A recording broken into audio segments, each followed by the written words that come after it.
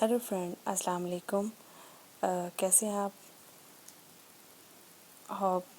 आप सभी ठीक होंगे।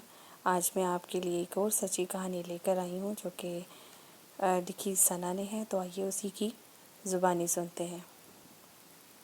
कहते हैं कि रिश्ते कभी कुदरती मौत नहीं मरते, उनको हमेशा इंसान ही कत्ल करता है। कभी नफरत से, कभी गलतफहमी से, तो कभी जेलसी से।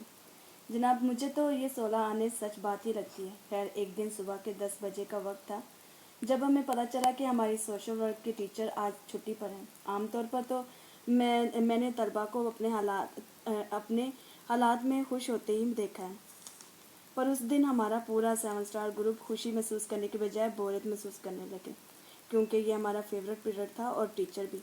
चूँकि करने को हमारे पास कुछ है नहीं था, तो इसलिए चुपचाप ग्राउंड की घास पर बैठ गए। तब मैंने यूं ही सैरिश का हाथ पकड़कर कहा, आओ मैं तुम्हारा हाथ देखती हूँ कि तुम्हारे हाथ की लकीरें क्या कहती हैं। तब पूरा ग्रुप मेरी हंसी उड़ाने लगा, पर जब मैंने हाथ की लकीरें पढ़कर कुछ ही बातें बताई जो कि बिल्कुल सही निकली, तो सबकी फ़ौरन बोलती भी बंद हो गई और तो उनके मन में भी इंटरेस्ट जागने लगा। सो बारी बारी मेरी तरफ अपने अपने हाथ बढ़ाने लगी। तो मैंने भी टाइम पास करने के लिए इनकार ना किया कि चलो इसी बहाने हम सब की बोरियत तो दूर होती रहेगी। और जनाब, बोरियत के दूर होते ही सब लड़कियों को तो भूख सताने लगी। सो इसी सिलसिले में उन्होंने कैंटीन का प्लान भी बना लिया, मगर मैंने और शाइस्ता ने जाने से इनकार कर दिया। बहरहाल, लड़कियों के जाने के बाद मैंने शाइस्ता का हाथ देखकर बताया कि तुम्हारी 2 मंगनियाँ टूट चुकी हैं, है ना। ये कहकर मैंने उसके चेहरे की जानिब निगाह की, तब मेरी डायरेक्ट नज़र उसकी नमी से भरी आंखों की तरफ चली गई। मैं तो उसके आंसू देखकर परेशानी में ही मुबतला हो गई।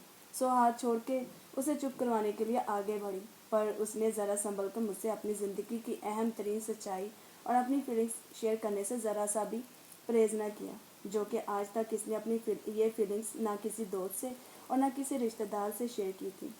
बस अपनी फीलिंग्स को अपने ही दिल तक महदूद करके रखा। सो उसने मुझे बताया, पर आप उसी की ज़ुबानी सुनेंगे तो आप ज़्यादा अच्छे से समझ पाएंगे, कि एक दफ़ा मैं और मेरी बड़ी बहन माइला अम्मी अबू के साथ कराची में अपनी मामी की बड़ी बेटी की शादी में शरीक होने के लिए रवाना हुई। तब मैं उन दिनों फर्स्ट ईयर में थी। बहरहाल, सारे रास्ते मामी मामू लोग हमें फ़ोन कर करके पूछते रहे कि अब आप लोग कहाँ पहुँचे हैं, और भी इधर उधर की गप्पे हाँकते रहे। जब हम वहाँ पहुँचे तो हमने फ़ोन करके बता दिया कि हम स्टेशन पहुँच चुके हैं, किसी को पुलिस लेने के लिए भेज दें। तब मामू ने बताया कि मेरा छोटा बेटा फवाद पहुँच चुका है, वो तुम लोगों को पहचान लेगा, बस आप जल्दी से घर आ जाओ उसके साथ। सो स्टेशन पर ही एक मोटा लड़का निक्कर पहने खड़ा देख के माइला मुझे छेड़ने वाले अंदाज में कहने लगी, कहीं यही तो नहीं मेरे जीजा जी। और मैंने भी हंस के उसको एक मुक्का रसीद कर दिया, पर वाकई वही लड़का फवाद निकला, जो कि जल्दी से हमें पहचान कर अपने आप ही चलता हुआ हमारे पास आ गया। और माइला साहिबा ने हंसकर हाथ से मोटापे का इशारा करके इस बार फिर मुझे छेड़ा, तो मैंने भी हंस के एक बार फिर से उसके पेट में मुक्का रसीद कर दिया। एक्चुअली फवाद मेरा बचपन का मुगेतर था, और इसीलिए मेरी बड़ी बहन माइला मुझे छेड़ने से पीछे नहीं हट रही थी। खैर, मामी मामू लोगों को बड़ी शिद्दत के साथ हमारा इंतज़ार था। सो उन्होंने हमारा बड़ी गर्मजोशी के साथ इस्तकबाल किया। बहरहाल, उस दिन तो पूरा दिन मिलाने और बातें करने में ही ख़त्म हो गया। पर अगले दिन मेहंदी की तकरीब थी। सो मेहंदी की तकरीब में शामिल होने के लिए अपने आप को सजने और सजाने में मसरूफ़ हो गए, पर मैं उस वक़्त बहुत थकी हुई थी। सो जल्दी से दूसरे पोर्शन के एक कमरे में जाकर नींद की वादियों में गुम हो गई।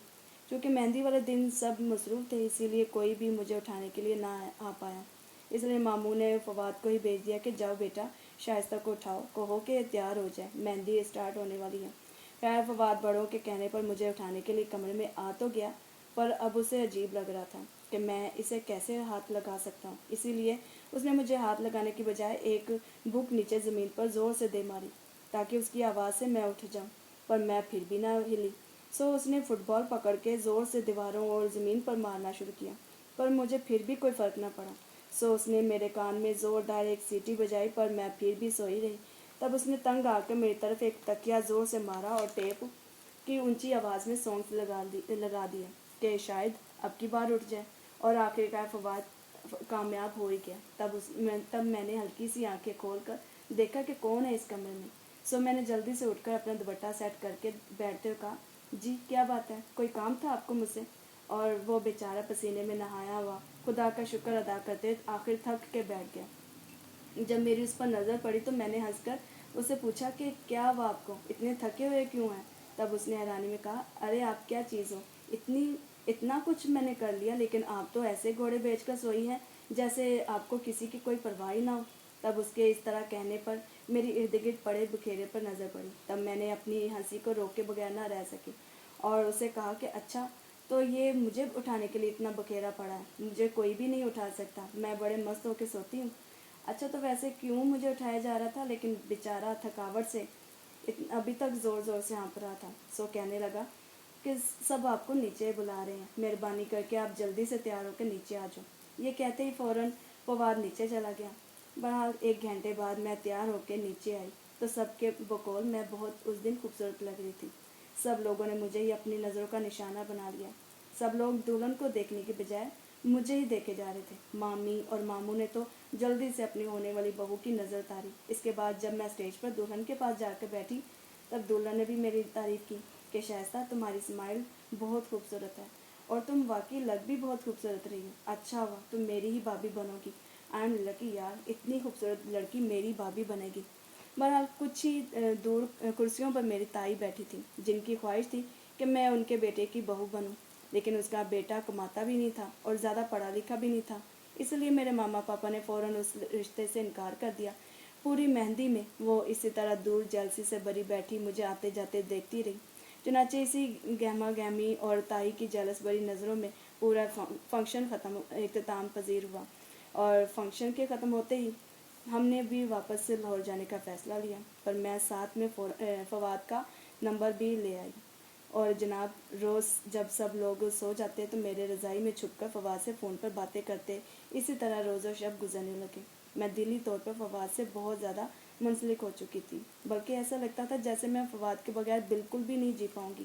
ایک دن تو روز کی طرح میں فواد سے فون پر رضائی میں چھپ کر باتیں کرنے میں ہی مصروف تھی کہ ماما لائٹ آف کرنے آ گئی، تو کمرے میں آوازیں سن کر وہیں رک گئی کہ یہ کہاں سے آوازیں آ رہی ہیں۔ سو غور سے آوازوں کا تعاقب کرتے میری رضائی کے پاس آ کر رک کر کہنے لگی، شائستہ سو جاؤ، اب رات بہت ہو گئی ہے۔ تب ماں کی آواز سن کر ایک دم سے موبائل میرے ہاتھ سے ہی گر پڑا اور میں فوراً آنکھیں موند کر سونے کا ناٹک کرنے لگی، پر جیسے ہی ماں نے کمرے سے باہر قدم رکھا تو میں ہنستے ہوئے دوبارہ سے فون پکڑ کر باتوں میں مصروف ہو گئی۔ بس یار کیا کہوں، کیونکہ محبت کا نشہ ایک بار چڑھ جائے تو کہاں پھر اترنے کا نام لیتا ہے۔ سو اسی طرح سے وقت گزرتا گیا اور میرے سیکنڈ ایئر مکمل ہونے کا بھی مرحلہ نزدیک آ گیا۔ کہتے ہیں کہ جب ناخن بڑھ جاتے ہیں تو ناخن ہی کاٹے جاتے ہیں، انگلیاں نہیں۔ بالکل اسی طرح جب کسی رشتے میں غلط فہمیاں پیدا ہو جائیں تو غلط فہمی ہی ختم کرنی چاہیے، رشتہ نہیں۔ مگر یہاں تو معاملہ ہی الٹ ہو رہا تھا۔ جیسے ہی میں نے 3rd ایئر کی طرف قدم بڑھایا تب میری تائی نے جیلسی اور حسد میں آ کر ماموں مامی کو پتہ نہیں ایسا میرے بارے میں کیا کہہ دیا کہ انہوں نے تمام غلط فہمیوں کو ختم کرنے کی بجائے رشتہ ہی ختم کر دیا اور فواد کا کہیں اور جگہ پر رشتہ کر لیا۔ بس جناب کیا کہوں، کسی کو میں اچھی لگتی تو کسی رشتہ دار کو بری لگتی تھی۔ ایکچولی مجھے تو لگتا ہے جو جیسا ہے میں اس رشتہ دار کو ویسے ہی لگتی ہوں، ہے نا۔ خیر میرا رشتہ ٹوٹنے کی وجہ سے میری ماں کی بھی طبیعت اکثر خراب رہنے لگی، اور میرے دل پر کیا گزر رہی تھی یہ میں نے آج تک کسی کو بھی نہیں بتایا تھا۔ بہت جانے جو لگی تھی اسے، اور وہ بھی پہلی بار۔ مجھے تو فواد پر ان دنوں بہت ہی غصہ تھا، بلکہ ابھی تک ہے، کہ اس کے ماں باپ نے رشتہ ختم کیا تو اس نے ذرا سی بھی بات نہیں کی، کیا وہ مجھ سے محبت نہیں کرتا تھا اور جلدی سے کسی اور لڑکی کے ساتھ رشتہ جوڑنے کے لیے فوراً رضامند بھی ہو گیا؟ کیا یہی تھا اس کا پیار؟ خیر باقی رشتہ داروں میں رشتہ ٹوٹنے والی بات آگ کی طرح پھیلنے لگی۔ کوئی بھی رشتہ دار میرے ساتھ رشتہ کرنے کے لیے تیار ہی نہ تھا، پر میں نے تو کتابوں سے یہی بات سیکھی کہ اگر آپ کا ضمیر اور نیت صاف ہے تو اس بات سے کوئی فرق نہیں پڑتا کہ کوئی آپ کو اچھا کہے یا برا، آپ اپنی نیت پر ہی جانچے جاؤ گے، دوسروں کی سوچ پر نہیں۔ اس لیے میں نے تو سب کچھ خدا پر ہی چھوڑ دیا تھا۔ سو چپ چاپ اپنی اسٹڈی میں ہی مصروف خود کو میں نے کر لیا۔ چنانچہ میں نے تو اپنا سارا معاملہ بھی خدا پر ہی چھوڑ رکھا تھا، اسی لیے تو خدا نے جلدی میرے لیے ایک رشتہ تو مہیا کرنا ہی تھا۔ ایکچولی میری امی کی دوست سے کئی دنوں بعد ملاقات ہوئی تو ان کا اسی طرح سے ہمارے گھر میں اچانک سے کافی آنا جانا بھی شروع ہو گیا۔ پھر اچانک سے ایک دن انہوں نے اپنے بیٹے کے لیے مجھے مانگ لیا۔ جب رشتے کی بات ہوئی تو میری امی کے مارے خوشی کے آنسو ہی رواں ہو گئے اور جناب امی جی نے بھی فوراً رشتے کے لیے حامی بھر دی۔ پھر ابو جی اور بھائیوں نے مل کر اس رشتے کی کافی جانچ پڑتال کی تو پتہ چلا کہ لڑکے کا کاروبار دبئی میں ہے اور ٹھیک ٹھاک فیملی ہے، پر میری قسمت کو پتہ نہیں کیا منظور تھا۔ تائی سے پھر برداشت نہ ہوا کہ مجھے اتنے اچھے گھرانے کا رشتہ آیا، تو تائی نے وہ رشتہ بھی توڑوانے میں کوئی کسر نہ چھوڑی۔ پر میری ماں نے بس ایک ہی بات سمجھائی کہ بیٹا، کوئی ہاتھ سے چیز چھین کر لے جا سکتا ہے، نصیب سے نہیں۔ بہرحال میرا تو بی اے کی طرف ہی اب سارا دھیان ہو گیا کہ جو بھی ہوگا خدا کی ہی مرضی سے ہوگا، اور ویسے بھی درد دلوں کے تو تب ہی ختم ہوں گے نا جب کچھ رشتہ داروں کے منہ اگر بند ہو جائیں گے، تبھی ہماری زندگیوں میں خوشیاں آسانیاں ہی آسانیاں ہوں گی، مگر یہ کہاں ممکن ہے۔ خیر، میرا کالج سے ناتا چھوٹا، مطلب میرا بی اے مکمل ہوا تو میں نے اپنے آپ کو مصروف رکھنے کے لیے بی ایڈ میں ایڈمیشن لے لیا تاکہ مصروفیت میں مجھے رشتہ داروں اور فواد کی کرتوت یاد نہ آئے۔ اور جناب اسی اسنا میں میرا بی ایڈ بھی آخر جیسے ہی مکمل ہوا تو کچھ ہفتوں بعد پھر سے کسی رشتے کروانے والی نے ایک رشتہ دکھایا۔ فیملی بس ٹھیک ہی تھی تو ماما پاپا نے جلد جانچ پڑتال کے بعد حامی بھر دی۔ میں شادی کے بعد اس گھر میں چلی گئی، خوش تھی اور اپنے آپ کو ان کے گھر کے مطابق ڈھالنے کی کوششوں میں لگ گئی کہ کہیں کسی کو مجھ سے کسی قسم کی کوئی شکایت نہ ہو۔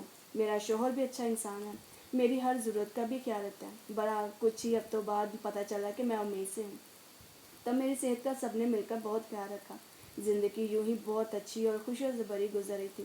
ہاں، کبھی کبھی مجھے شدت سے فواد کی یاد ستانے لگتی ہے کہ کاش فواد میرا جیون ساتھی بنتا۔ فواد کی بہت ساری اچھی یادیں میرے ذہن اور دل میں ابھی تک محفوظ ہیں۔ بے شک وہ بے وفا نکلا، مگر ان دنوں تو بے وفا نہیں تھا نا۔ خیر، 9 مہینے گزرے تو خدا نے مجھے بیٹے کی دولت سے مالا مال کر دیا، پر میری زندگی نے پھر سے ایک بار کروٹ لی، کیونکہ سسرال میں مقام ایسے ہی نہیں مل جاتے، بہت محنت کرنا پڑتی ہے، بہت کچھ کرنا پڑتا ہے، بہت کچھ برداشت کرنا پڑتا ہے۔ بہرحال میرے 1.25 مہینے کے بعد میری نند کی طلاق ہو گئی اور وہ گھر میں آ کر بیٹھ گئی۔ مجھے بھی اس سے ہمدردی تھی کہ اس کا بسا بسایا گھر اجڑ گیا، پر میری نند نے میرے خلاف میری ساس کے کان بھرنے شروع کر دیے۔ یہ میں اس لیے دعوے سے کہہ سکتی ہوں کیونکہ میں نے خود اپنی ان دونوں آنکھوں سے دیکھا تھا اور اپنے انہی دونوں کانوں سے سنا بھی تھا۔ میں نے یہ بات اپنی امی کو بتائی تو میری ماں نے مجھے تسلی دی اور کہا کہ سب کچھ خدا پر چھوڑ دو، وہ دیکھ رہا ہے، خود ہی انصاف کرے گا۔ میری دوست نے تو مجھے SMS کے ذریعے مشورہ دیا کہ اپنے شوہر سے تم ساری باتیں شیئر کرو کہ ان کے ڈیوٹی پر جانے کے بعد تمہاری ساس اور تمہاری نند تمہارے ساتھ کیا سلوک کرتے ہیں، تمہارا جینا دوبر کر کے رکھ دیتی ہیں۔ تو میں نے پہلے اپنی دوست ثنا کا مشورہ اپنی امی جی سے ڈسکس کیا کہ کیا میں اب اس مشورے پر عمل کروں یا نہیں۔ تب امی نے کہا کہ نہیں، ابھی فی الحال کچھ بھی کرنے کی ضرورت نہیں ہے۔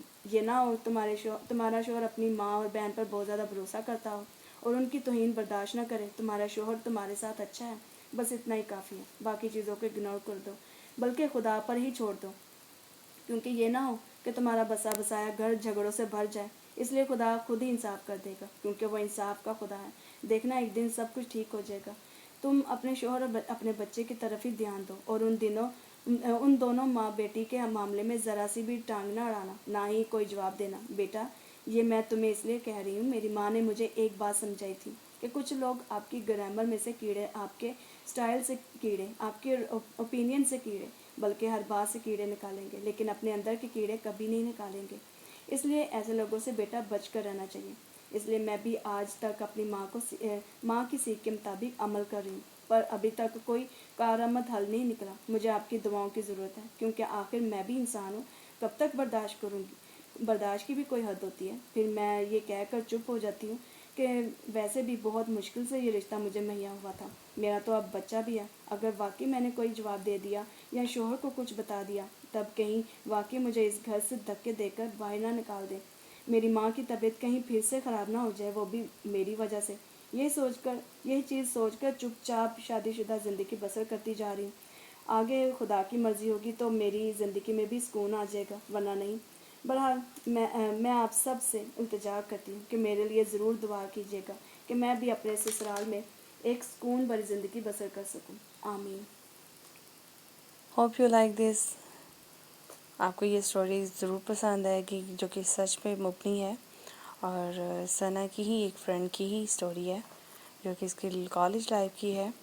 تو پلیز اگر آپ کو پسند آئے تو اس بچی کے لیے لازمی دعا کیجیے گا، اور بلکہ سبھی بیٹیوں کے لیے، سبھی بہنوں کے لیے، سبھی بچیوں کے لیے میری دل سے دعا ہے کہ خدا ان کو ہر خوشی عطا کرے، آمین۔ Okay, thank you very much, bye bye.